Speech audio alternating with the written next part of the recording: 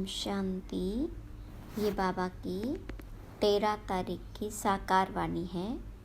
सार है मुरली का। मीठे बच्चे, बाबा 21 जन्म के लिए तुम्हारी दिल ऐसी बहला देते हैं जो तुम्हें दिल बहलाने के लिए मेले मलखांडे आदि में जाने की दरकार नहीं। प्रश्न है, जो बच्चे अभी बाबा के मददगार बनते हैं उनके लिए कौन सी गारंटी है? तो बाबा ने कहा, श्रीमत पर राजधानी स्थापन करने में मददगार बनने वाले बच्चों के लिए गारंटी है कि उन्हें कभी काल नहीं खा सकता। सतयुगी राजधानी में कभी अकाले मृत्यु नहीं हो सकती। मददगार बच्चों को बाप द्वारा ऐसी प्राइज मिल जाती है जो 21 पीढ़ी तक अमर बन जाते हैं। ओम शांति। बने बनाए सृष्टि चक्र अनुसार कल्प पहले मुहाफिक शिव भगवान वाच, अब अपना परिचय तो बच्चों को मिल गया, बाप का भी परिचय मिल गया। बेहद के बाप को तो जान लिया और बेहद के सृष्टि के आदि मध्य अंत को भी जान लिया। नंबरवार पुरुषार्थ अनुसार कोई अच्छी रीति जान जाते हैं जो फिर समझा भी सकते हैं। कोई अधूरा, कोई कम। जैसे लड़ाई में भी कोई कमांडर चीफ, कोई कैप्टन, कोई क्या बनते हैं। राजाई की माला में भी कोई साहूकार प्रजा, कोई गरीब प्रजा नंबरवार है। बच्चे जानते हैं बरोबर हम खुद श्रीमत पर सृष्टि पर श्रेष्ठ राजधानी स्थापन कर रहे हैं। जितनी जितनी जो मेहनत करते हैं उतनी उतनी बाबा से प्राइज मिलती है। आजकल शांति के लिए राय देने वाले को भी प्राइज मिलती है। तुम बच्चों को भी प्राइज मिलती है, वह उनको नहीं मिल सकती। उनको हर चीज़ अल्पकाल के लिए मिलती है। तुम बाबा के श्रीमत पर अपनी राजधानी स्थापन कर रहे हो, सो भी 21 जन्म 21 पीढ़ी के लिए गारंटी है। वहाँ बचपन व जवानी में काल खाता नहीं, यह भी जानते हो। न मन न चित था। हम ऐसे स्थान पर आकर बैठे हैं जहाँ तुम्हारा यादगार भी खड़ा है, जहाँ 5000 वर्ष पहले भी सर्विस की थी। देलवाड़ा मंदिर, अचल घर, गुरु शिखर, सतगुरु भी ऊंचे ते ऊंच तुमको मिला है, जिसका यादगार बनाया हुआ है। अचल घर का भी राज तुम समझ गए हो। वह हुई घर की महिमा। तुम ऊंचते ऊंच पद पाते हो अपने पुरुषार्थ से। यह है वंडरफुल तुम्हारा जड़ यादगार। वहाँ ही तुम चैतन्य में आकर बैठे हो। यह सब है रूहानी कारोबार जो कल्प पहले चली थी, उनका पूरा यादगार यहाँ है। नंबर 1 यादगार है। जैसे कोई बड़ा इम्तिहान पास करते हैं तो उनके अंदर खुशी रौनक आ जाती है। फर्नीचर पहरवाइज कितनी अच्छी रखते हैं। तुम तो विश्व के मालिक बनते हो। तुम्हारे से कोई भेंट कर नहीं सकता। यह भी स्कूल है।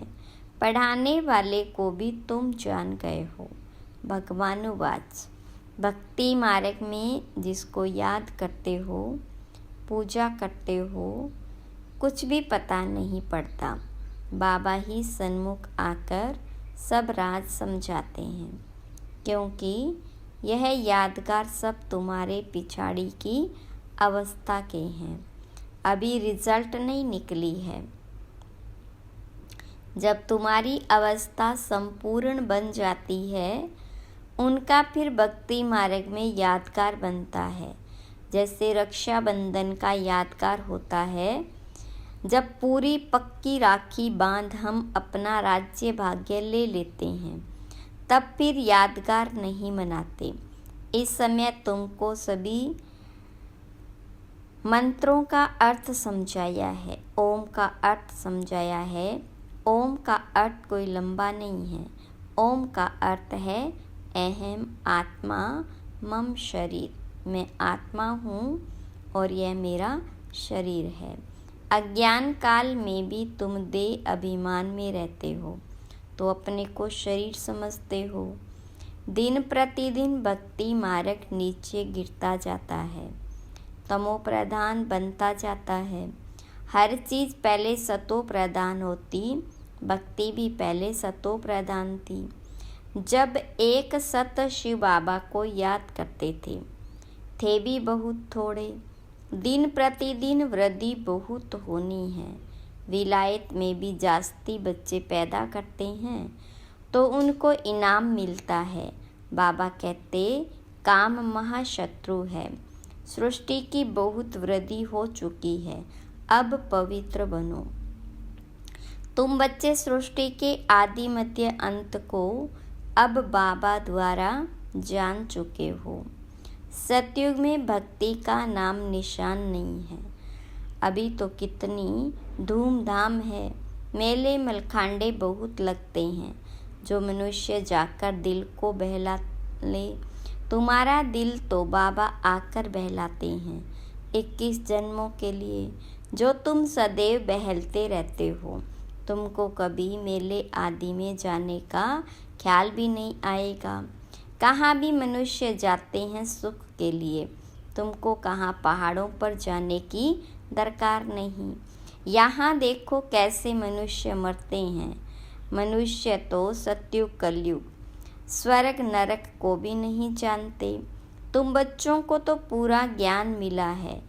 बाबा नहीं कहते कि मेरे साथ तुमको रहना है, तुमको घर बार भी संभालना है।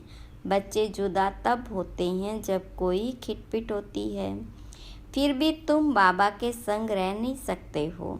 सब सतो प्रधान बन नहीं सकते। कोई सतो, कोई रजो, कोई तमो अवस्था में भी है। सब इकट्ठे रह नहीं सकेंगे। यह राजधानी बन रही है, जो जितना जितना बाबा को याद करेंगे उस अनुसार राजधानी में पद पाएंगे। मुख्य बात है ही बाबा को याद करने की। बाबा स्वयं बैठ ड्रिल सिखलाते हैं। यह है डेड साइलेंस। तुम यहाँ जो कुछ देखते हो उनको देखना नहीं है, देह से सबका त्याग करना है। तुम क्या देखते हो? एक तो अपने घर को और पढ़ाई अनुसार जो पद पाते हो, उस सतयुगी राजाई को भी तुम ही जानते हो। जब सतयुग है तो त्रेता नहीं, त्रेता है तो द्वापर नहीं, द्वापर है तो कलयुग नहीं। अब कलयुग भी है, संगम युग भी है।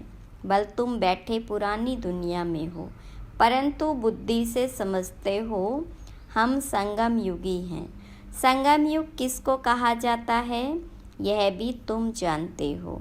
पुरुषोत्तम वर्ष, पुरुषोत्तम मास, पुरुषोत्तम दिन भी इस पुरुषोत्तम संगम पर ही होता है। पुरुषोत्तम बनने की घड़ी भी इस पुरुषोत्तम युग में ही है। यह बहुत छोटा लीप युग है। तुम लोग बाजोली खेलते हो, जिससे तुम स्वर्ग में जाते हो। बाबा ने देखा है कैसे साधु लोग अथवा कोई बाजोली खेलते खेलते यात्रा पर जाते हैं, बड़ी कठिनाई उठाते हैं। अब इसमें कठिनाई की बात नहीं, यह है योग बल की बातें। क्या याद की यात्रा तुम बच्चों को कठिन लगती है? नाम तो बहुत सहज रखा है, कहाँ सुनकर डर न जाए। कहते हैं बाबा हम योग में रह नहीं सकते, बाबा फिर हल्का कर देते हैं। यह है याद की बात। याद तो सब चीज़ों को किया जाता है। बाबा कहते अपने को आत्मा समझो। तुम बच्चे हो ना, यह तुम्हारा बाप भी है, माशूक भी है। सब आशिक उनको याद करते हैं। एक बाबा अक्षर भी काफ़ी है। भक्ति मार्ग में तुम मित्र संबंधियों को याद करते फिर भी हे प्रभु हे ईश्वर जरूर कहते हो। सिर्फ पता नहीं कि वह क्या चीज़ है। आत्माओं का बाप तो परमात्मा है। इस शरीर का बाप तो देहधारी है। आत्माओं का बाप अशरीरी है। वह कभी पुनर्जन्म में नहीं आते और सभी पुनर्जन्म में आते, इसलिए बाबा को ही याद करते हैं। जरूर कभी सुख दिया है, उनको कहा जाता है दुख हरता सुख करता, परंतु उनके नाम रूप देश काल को नहीं जानते। जितने मनुष्य उतनी बातें, अनेक मत हो गई। बाबा कितना प्रेम से पढ़ाते हैं। वह है ईश्वर, शांति देने वाला। कितना उनसे सुख मिलता है। एक ही गीता सुनाकर पतितों को पावन बना देते हैं। प्रवृत्ति मार्ग भी चाहिए ना। मनुष्यों ने कल्प की आयु लाखों वर्ष कह दी, फिर तो अनगिनत मनुष्य हो जाते। कितनी भूल की है, यह नॉलेज तुमको अभी मिलती है, फिर प्रायलोप हो जाती। चित्र तो है जिनकी पूजा होती, परंतु अपने को देवता धर्म का समझते नहीं हैं। जो जिनकी पूजा करते हैं वह उस धर्म के हैं ना। यह समझ नहीं सकते कि हम आदि सनातन देवी देवता धर्म के हैं, उनकी ही वंशावली है। यह बाबा ही समझाते हैं। बाबा कहते तुम पावन थे, फिर तमो प्रधान बन पड़े हो। अब पावन सतो प्रधान बनना है। क्या गंगा स्नान से बनेंगे? पतित पावन तो बाबा है। वह जब आकर रास्ता बताते तब तो पावन बने। पुकारते रहते हैं परंतु जानते कुछ भी नहीं। आत्मा पुकारती है आर्गन्स द्वारा कि हे पतित पावन बाबा हमको आकर पावन बनाओ। सब पतित है, काम चिता पर जलते रहते हैं। यह खेल ही ऐसा बना हुआ है। फिर बाबा आकर सबको पावन बना देते। यह बाबा संगम पर ही समझाते हैं। सतयुग में होता है एक धर्म, बाकी सब वापिस चले जाते। तुम ड्रामा को समझ गए हो जो और कोई नहीं जानते। इस रचना का आदि मध्य अंत क्या है, ड्यूरेशन कितना है, यह तुम ही जानते हो। वह सब है शूद्र, तुम हो ब्राह्मण। तुम भी जानते हो नंबरवार पुरुषार्थ अनुसार। कोई गफलत करते हैं तो उनके रजिस्टर से दिखाई पड़ता है कि पढ़ाई कम की है। करेक्टर्स का रजिस्टर होता है, यहाँ भी रजिस्टर होना चाहिए। यह है याद की यात्रा, जिसका कोई को भी पता नहीं। सबसे मुख्य सब्जेक्ट है याद की यात्रा। अपने को आत्मा समझ बाप को याद करना है। आत्मा मुख से कहती है हम एक शरीर छोड़ दूसरा लेते हैं। यह सब बातें यह ब्रह्मा बाबा नहीं समझाते हैं, परंतु ज्ञान सागर परमपिता परमात्मा इस रथ में बैठकर सुनाते हैं। कहा जाता है गौमुख। मंदिर भी यहाँ बना हुआ है जहाँ तुम बैठे हो। जैसे तुम्हारी सीढ़ी है वैसे वहाँ भी सीढ़ी है। तुमको चढ़ने में थकावट नहीं होती। तुम यहाँ आए हो बाबा से पढ़कर रिफ्रेश होने के लिए। वहाँ गोरख धंधा बहुत रहता है, शांति से सुन भी नहीं सकेंगे। संकल्प चलता रहेगा, कोई देख न सके, जल्दी घर जाऊं। कितना ओना यानी चिंता रहता है। यहाँ कोई भी ओना नहीं, चिंता नहीं, जैसे हॉस्टल में रहते हैं। यहाँ ईश्वरीय परिवार है। शांति धाम में भाई भाई रहते हैं। यहाँ है भाई बहन, क्योंकि यहाँ पार्ट बजाना है तो भाई बहन चाहिए। सतयुग में भी तुम ही आपस में भाई बहन थे। उनको कहा जाता है अद्वैत राजधानी। वहाँ लड़ाई झगड़ा कुछ भी नहीं होता। तुम बच्चों को पूरी नॉलेज मिली है कि हम 84 जन्म लेते। जिसने जास्ती भक्ति की है उनका हिसाब भी बाबा ने बताया है। तुम ही शिव की अव्यभिचारी भक्ति करना शुरू करते हो, फिर वृद्धि होती जाती है। वह है सब भक्ति।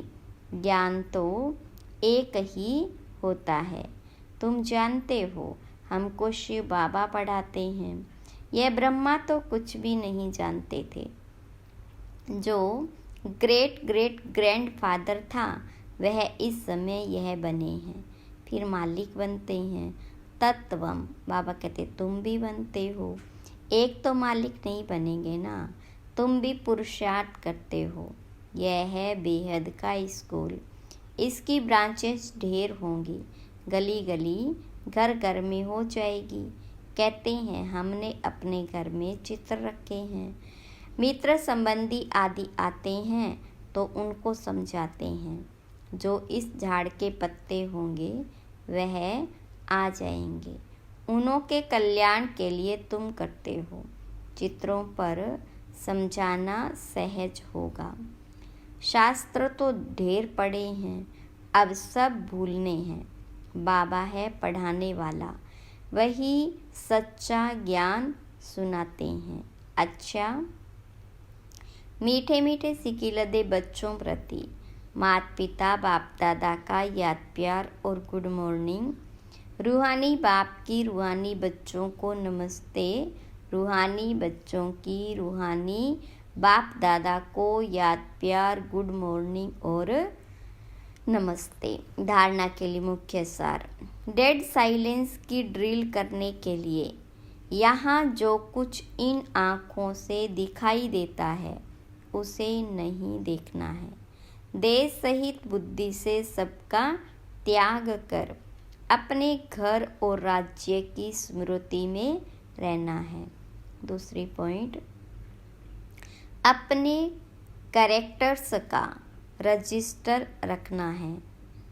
पढ़ाई में कोई गफलत नहीं करनी है। इस पुरुषोत्तम संगम युग पर पुरुषोत्तम बनना और बनाना है। वरदान, सदा सर्व प्राप्तियों से भरपूर रहने वाले, हर्षित मुख, हर्षित चित्त भव। विस्तार, जब भी कोई देवी या देवता की मूर्ति बनाते हैं तो उसमें चेहरा सदा हर्षित दिखाते हैं। तो आपके इस समय के हर्षित मुख रहने का यादगार चित्रों में भी दिखाते हैं। हर्षित मुख अर्थात सदा सर्व प्राप्तियों से भरपूर। जो भरपूर होता है वही हर्षित रह सकता है। अगर कोई भी अप्राप्ति होगी तो हर्षित नहीं रहेंगे। कोई कितना भी हर्षित रहने की कोशिश करे, बाहर से हंसेंगे लेकिन दिल से नहीं। आप तो दिल से मुस्कुराते हो क्योंकि सर्व प्राप्तियों से भरपूर हर्षित चित्त है। स्लोगन, पास विद ऑनर बनना है तो हर खजाने का जमा खाता भरपूर हो। अच्छा, ओम शांति।